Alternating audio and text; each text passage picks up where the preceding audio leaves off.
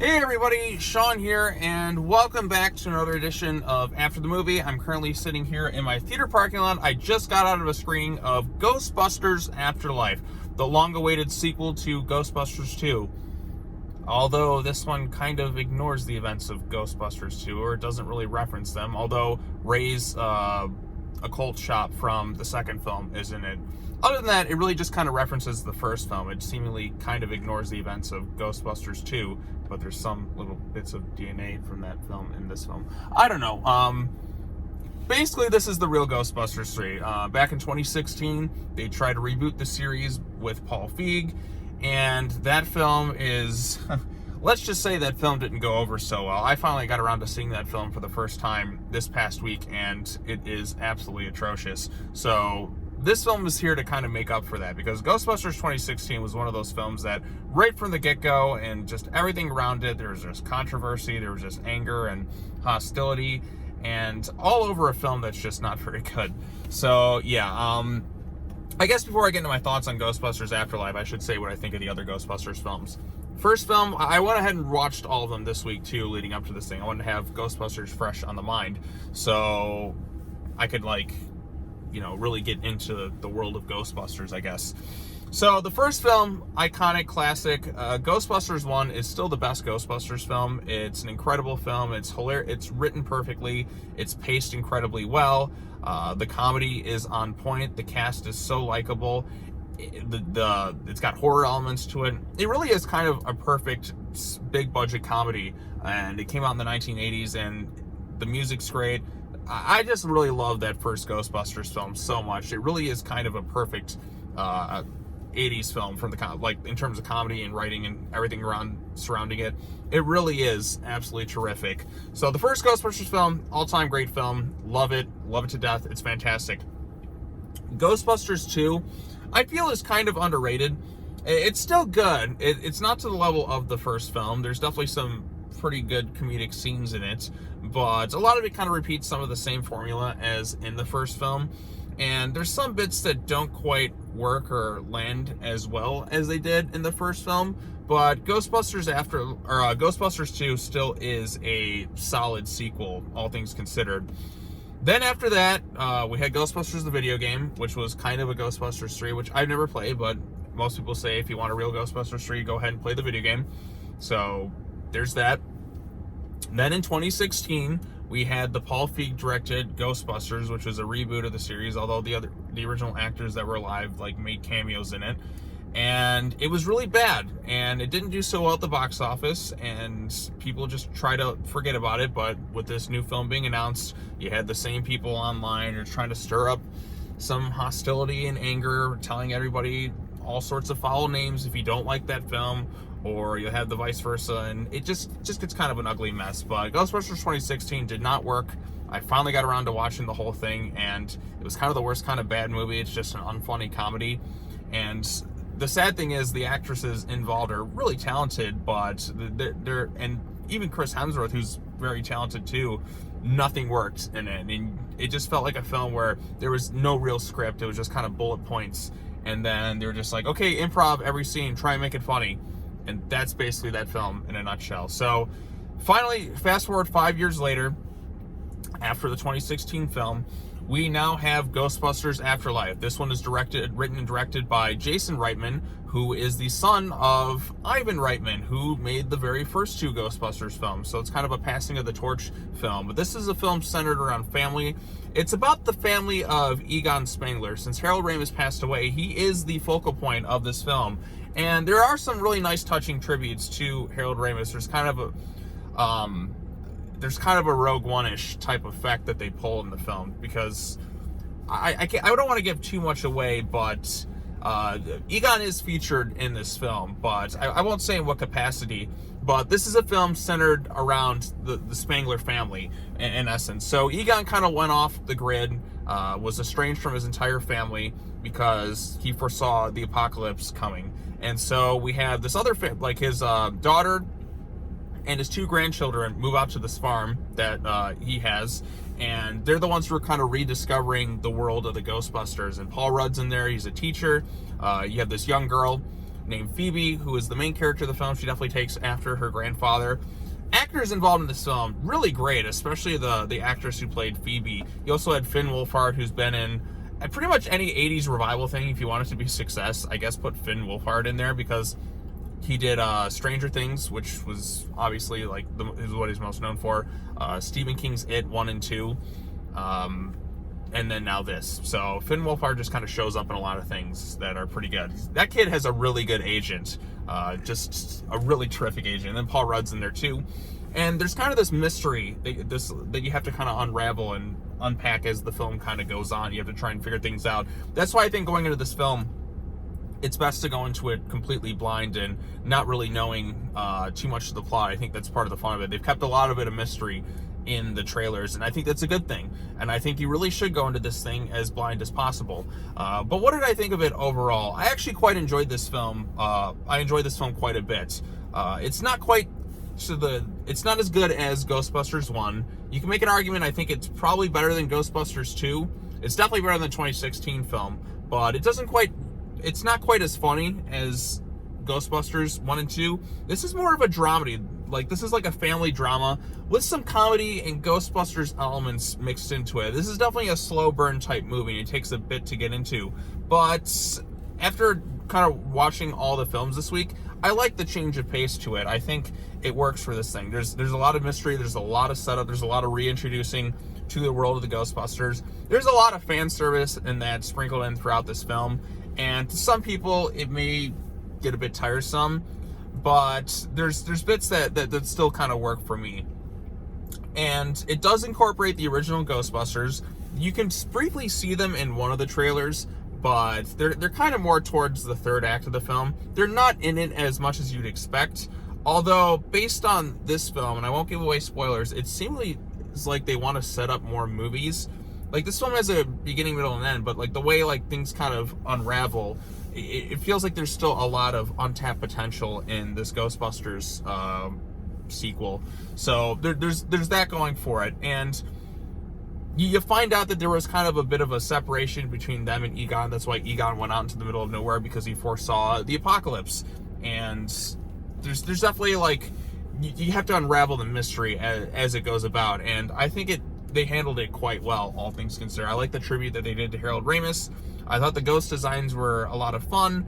There's little Stay Puffs, mini marshmallow men that kind of come out and start attacking things. So anytime you can have demented little marshmallows, I think that's a good thing. There's some good use of practical effects. So based on the trailer, you can see that Zool, like the gatekeeper and the keymaster, show back up again. This is really about, it definitely calls back to Gozer. In fact, Gozer is kind of what they're kind of going back to. There's definitely a lot of connections to that original film, so I definitely recommend, if you get the chance to, watch the original film before watching this one. You don't really have to see Ghostbusters 2, or don't really watch the 2016 film, but I think if you watch the first film, then you go into this thing, you're going to come away pretty satisfied. If you're expecting a lot of screen time for the original Ghostbusters, you know, Aykroyd, Ernie Hudson, and Bill Murray, then you're going to kind of come away disappointed. They do show up in the film, and when you do see them, they are great on screen together. Like, Bill Murray, like, still hasn't lost a touch in terms of the comedy. Like, he definitely brings it in this film, but you do kind of wish you could get a little bit more with them. And some of the bits that kind of happen with them in this film, there's definitely a bit of fan service here, to where, like, it didn't really feel necessary in terms of the plot, but it's still kind of nice to see them again back in their respective roles. And like I said, it was there's a moment where you kind of see them all together and you kind of get a little bit emotional, and they're still great. Like, Ernie Hudson, that dude is not aged at all upon seeing him in this film. Like, the others, Aykroyd and Bill Murray especially, have aged quite a bit, but Ernie Hudson, damn, this dude just does not age. And it's, at any time you can get Ernie Hudson in something, I think it's a plus. But is there anything that didn't really work for me in this film? Some of the side plots, like there was one with Finn Wolfhard and like this girl. It wasn't quite as strong as was going on with his younger sister Phoebe. I thought she was definitely the strong point of this film. She is the MVP with some of her deadpan comedy. Paul Rudd, of course, is great. He's almost always great in everything he's in. He provides a nice comedic touch to it, and he has some really good chemistry with the mom. Like I said, there's some funny bits in this film, not quite the comedy of the original Ghostbusters, but there are some funny bits. You bring in Paul Rudd, and instantly that he's there. He's like the science teacher, and like the kids are in summer school, and there's some funny bits where he's just he doesn't really care about his job, so just put on like some graphic horror movies for the kids to watch. Like, these are little kids, mind you. He's like, okay, let's put on Cujo, let's put on Child's Play. So like, I thought that was kind of funny. There is, like I said, the mystery involved is what kind of kept me going. It's not paced as good as the original Ghostbusters, and it is fun when the kids, you know, get the proton packs and they're trapping ghosts. Like you see in the trailer, you can see the Ecto-1 slides onto, has a little bit of a gunner seat. All that stuff is really great. It just kind of takes a long time to kind of get to that point. Like, the first hour of this movie is really just kind of setup and reintroducing you to the world and all that. And it feels like a good setup for a future movie in a way. Like, it definitely has a beginning, middle, and end. And there is a nice touching tribute to Harold Ramis in the film, and I thought that was handled pretty well, because like I said, Harold Ramis unfortunately passed away a few years ago, but the plot is solely focused on Egon. Like, Egon is the driving force behind this plot, and it's handled pretty well, all things considered. It would have been nice if he was still alive so he could be in the film too, but like, him passing on is kind of the driving force of the entire film. So it was nice to see something like that, and you can see the other actors when they're kind of talking about him. Like, you can really see them kind of getting choked up about the passing of Harold Ramis. He was definitely a dear friend to a lot of them. So yeah, all that stuff was pretty good. The stuff with Finn Wolfhard and like this girl that he's kind of falling for, that's kind of the weaker point of the movie for me. The pacing takes a little bit to get going, and I get they're kind of slow building to setting things up, and the mystery behind it is kind of the fun part of just unraveling what's going on here. But it may seem like upon repeat viewings you kind of want to get to the ghost busting stuff, and it does take a bit to get going, but all things considered, I think it is a pretty solid sequel to the original Ghostbusters film. Maybe in some ways better than Ghostbusters 2, although Ghostbusters 2 definitely packed the comedic punch, and you also had like other great supporting cast members like Peter McNichol and Rick Moranis. Like, a lot of their presence in this film is kind of missed, but this is totally like a very different film, and I do appreciate that aspect to it. I like how it takes a different location. I like how it's not really set in New York. It's kind of off into the country and out in the middle of nowhere, as they showcase in it. It definitely like sets it apart from the other films. And the comedy itself, it's definitely more dry humor, but it's not obnoxious. Like, it's not like in your face like the 2016 film was, where they're just trying so hard, like they don't think the audience can just sit still for a minute and let a scene breathe. Like, this film definitely lets scenes breathe, and I thought the family aspect of the story was quite good, and I thought the actors involved for the most part were pretty solid. One of the kids named Podcast is just, he's not quite that funny. He feels really kind of, I don't know, he was one of the ones that didn't fully work for me personally. I mean, he's okay, and he works okay off the young girl Phoebe, like, who was great, by the way, but like, he didn't, like, him and then Finn Wolfhard's kind of sort of love interest in the film, those were the two that didn't fully work for me. Like, everyone else, like the mom, I thought was great. Paul Rudd was great.